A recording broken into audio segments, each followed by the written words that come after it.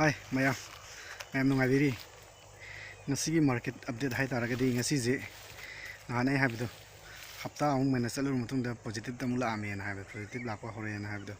positive to lak je noi humni hai tarane humni je amu kakalure kara positive tam lerure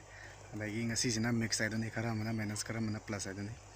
aduna hajik je stock sing je lifetime hai danoi ayamana leiramaga khara correction tawriba matamni aduna hajik mix ta le hadarene khara na positive khara mana negative adaidi ngasigi makata pa topic ta aina ngasi hagi tawrisi FMCG akoi no magi sinariba changda yadraba kano hani production hadarene adugi company mari ne na recommend to tawrisi company sing adudi Hindustan Unilever SUL adagi Nestle adagi Dabur adagi amana Godrej mari jigi maramda ina recommend to jari usi ay hojik company mari jigi maramda samlatpa detail do ay mobile screen ta ulage ayam yeminasi Unilever Limited jigi maramda hana harage Hindustan Unilever Limited na tori pathabak se sida leire mayam paraga dum yengbiro home care beauty and personal care and food and refreshment segment sina sing bahare adagi magi market cap sing large cap ni 5,56,293 crore and the current price na 2,368 and the high 52 week high is na 2614 the 52 week low is na 1756 the stock PE is adum khra wangi 76.4 and the ROCE is na 170 ROC the yamna adum yamna chawna yamna fajana lere dagi kano promoter holding jo yamna wana adum lay percentage 61.9 ni the return over 10 years is 23.7 yamna wang ha tarane dagi di masigi company is 2005 adwaida palising tara investor am targa di hojik madugi value je kya oira dagi do hapitang sun dena ringi 1st April 2005 April is 132 the hojik current price na 2368 ahanda lupa lising tara hana laura lupa lising tara divided by the pyramid mando 132 matamda lupa lising tara na share 75 pange ko share 75 share into current price 2368 equal to palising tara matamda investor am dara ding asidagi sahi tongam ki mamangda jiki current price current value je 1,77,600 si koi kita egi recommend to companies na Nestle India Limited Nestle India Limited mayam noi khangbiram agani sangom gumbagi product puthok pa tarane sangom gi product puthok pa company ni dedi cheda laire detail de manna tori ba thok singsi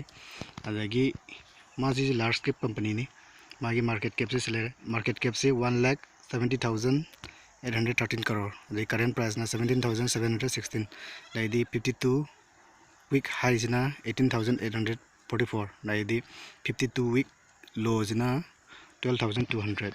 jingo ROC is ma adum wang na lai 98.2 the PE stock su 82.4 ne se adum wang ha tarane ROC wang is di amna phai PE stock wang is di khara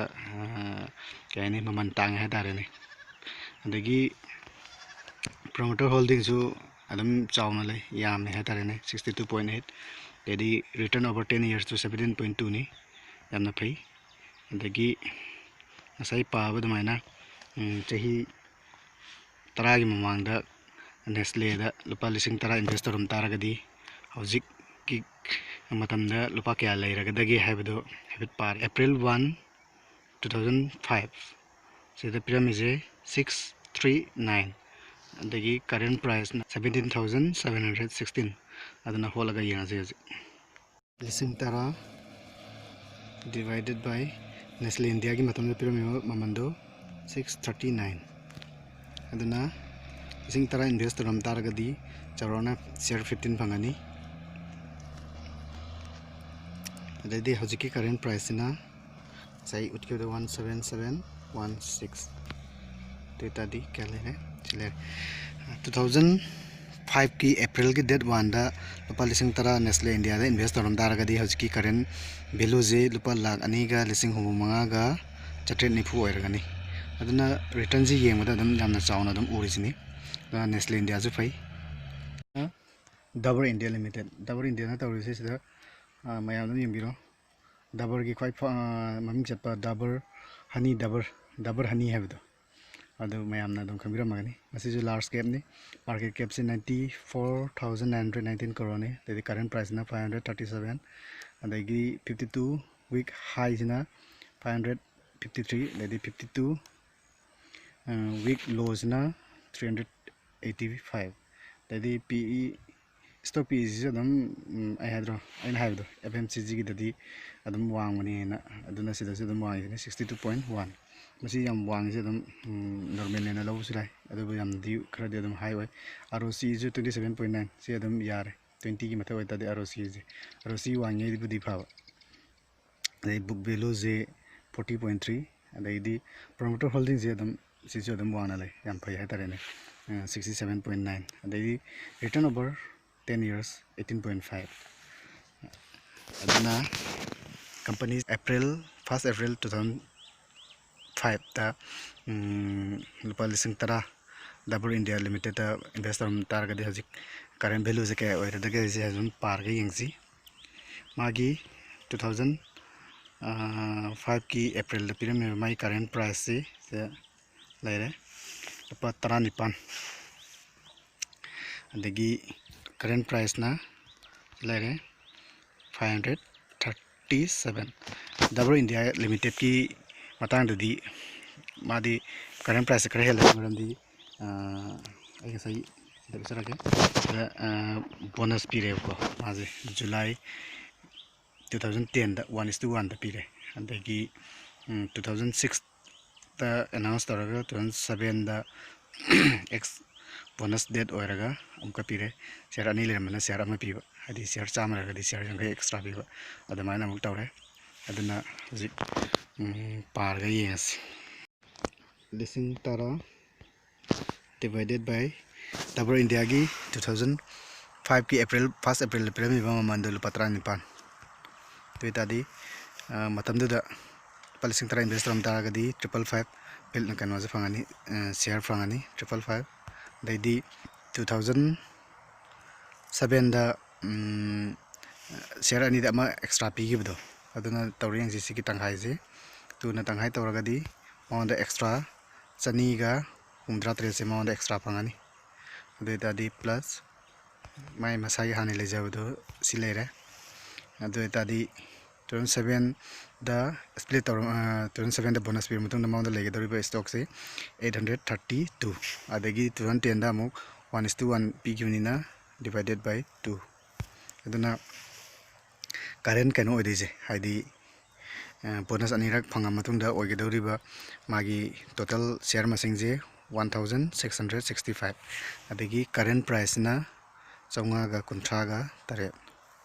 अदुना सिलेरे 2005 की first अप्रैल दा लुपा 10,000 Dabur India दा invest तौरम तारगदी लुपा 10,000 की value दा हजिक ओइगदरिबा value जी 9,9 गा 1,73,5 अने Dabur India जो यामना power लेबदुम रिटर्न पीबा ngambadum कंपनी अमनी अदुना निसिना गोदरेज कंज्यूमर प्रोडक्ट लिमिटेड माना तौरिबा थबक सिंगसि सेदम येंबिरो गोदरेज की यामना फावरबा प्रोडक्ट अमा हाइतारगदी गोदरेज कोई सम संगगिदो सम अमुबा संगगी से अंगांग मैदा गोदरेज ना तबदो दगिदुनी असी लार्ज कैप कंपनी अदम हाइबा यारे 81,538 crore ने मार्केट कैप्सना करंट प्राइस ना 797 तैदी 52 हाई 52 वीक हाई लोज ना 808 तैदी 425 अदे स्टॉक पी से अदम 51.9 नि खरा वांग खरा टांग आरो सीई सिना 18.6 तैगी promoter holding जे 63.2 promoter holding जे यामना अदम यामी 63.2 नि माय जे यामना अदम फाइहना बिसे return over 10 years Cina 20% दगी ngसागी पाबद minus April 1 April 2005 lupa lising tara Godrej Consumer Product Limited lupa lising tara invest ram tara kadi hajik ki matamda madugi value je kaya oiredagi have the par ga pitang yengaji matamda pyramid lupa 15 tagi hajik pirisina 797 adagi Godrej ki matangda amaga haijaningi haige maji 2006 ta le 2006 ta ju split tawre maji saruk ama le madana saruk mari pi gre adagi bonus su anirak pire 2005 ki matangda 2017 da 1:1 daidi 18 da ani leraman ama extra pibada damaina tawre aduna hajik holaga yengasi ahanbada lupa lising tara divided by lupa 15 shares chamri fangani Godrej ki company ki shares chamri fangani lupa lising tara matamda invest ram taragadi aduna split amuk pi ki 2006 ta split amana mari pibnina into 4 digi 2017 da amuk 1:1 pibado aduna 2 na divide tawrni into tawrni 2 na into tawrni aduna 3200 lairani adai 2018 da amuk ani leiramade ama extra pibado aduna maram oraga divided by 2 tadi lising maga satruk se extra pidine banga sai lising ohuma chani leiramani na tadi total laidi je 1600 plus 3200 aduna matamda shares chamri pangtarga ju split ka bonus ka pibasing do thajalaga hojik legidori ba ingonda leidori share masing je lising mari ga chani pane daidi current price na 797 apple irize data di wow sidi adam yamre hedare ne matamda 2005 ki April ki date 1 dalpa lising tara Godrej Consumer da invest ram taragadi hojiki current price current value haidare ne current value je lupa lakh 35 ga lising 15 ga satruk sini phangade je aduna hojiksu aina mathakta pangriba kano singje company singje adam kayani hojiksu adam jam phawriba adam tungdasu adam popular oil leigadoraba adam company hatani aduna mayam fazana tizin hunjin tawraga aina hari siki mathakta kari leiri kholi habda fazana tizin khojin tawraga hairiba share mari ji company mari ji da mayam invest tawna adam khanabiu na tamjage na sum tawjabni asigi kanoje topic se